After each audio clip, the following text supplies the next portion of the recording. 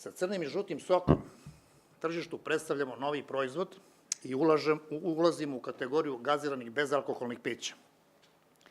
Nastavljamo da se vodimo starim deltinim načelom da bez investicija i znanja nema napretka i rezultata.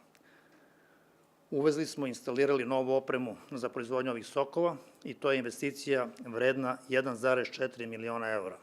Umeđu vremenu smo započeli distribuciju ovih proizvoda i trenutno možete da ih kupite u većim supermarketima, juhor dućanima, a uskoro će biti prisutni i u svim drugim maloprodajnim objektima u Srbiji i okruženju.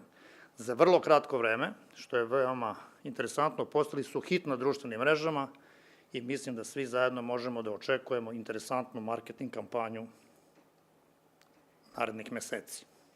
Slogani ovih sokova su dilema jok, crni i žuti sok i ima za sve, tako da vas posle konferencije zaista na koktelu očekuju i crni i žuti sok i mislim da je to zgodna prilika da nam i neposredno kažete da li vam se sokovi dopadaju.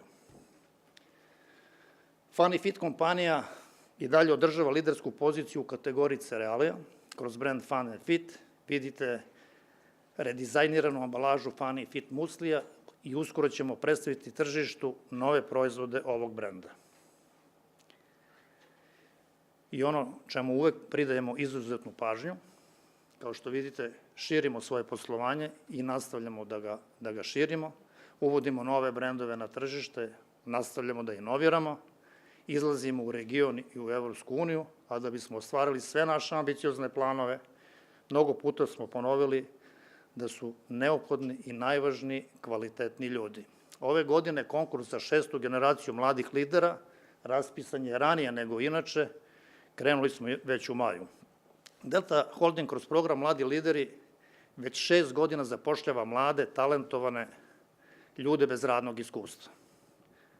Ja imam podatak da smo do sada kroz program zaposlili nešto preko 100 ljudi, tačnije 108. Oni prolaze kroz različite sektore i delove sistema, imaju podršku svojih mentora i na kraju programa preuzimaju odgovorne pozicije.